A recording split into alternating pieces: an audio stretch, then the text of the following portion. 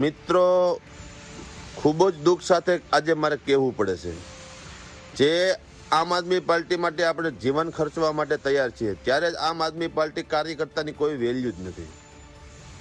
ગોપાલભાઈ ઇટાલિયા પાર્ટીની અંદર એટલી હદે હિટલર ચલાવે છે કે કાર્યકર્તા અંદરો અંદર રૂંધાઈ રહ્યા છે.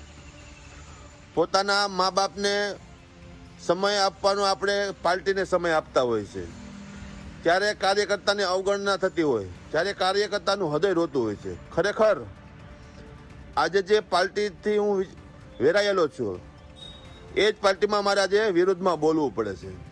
કેટલાક કાર્યકર્તાનો શ્વાસ રૂંધાઈ જશે એટલા માટે મારે બોલવું પડે છે. આ શબ્દ હું બોલી રહ્યો છું, એ ફક્ત મારી વેદના નથી, પરંતુ અસંખ્ય આમ આદમી પાર્ટીની વેદના છે. જેમ કરીને તમે જુઓ કે જુનાગઢની અંદર આજે રેશમાબેન પટેલ નારાજ છે. કારણ એક જ છે એનું કે ભાઈ ગોપાલભાઈ ઇટાલિયા કે એ અંદરો અંદર ગમે ત્યાં સભા હોય, ગમે ત્યાં મોટી પાર્ટીને મળવાનું હોય, ત્યારે એમના નજીકના વ્યક્તિ જ હોય છે એમની સાથે.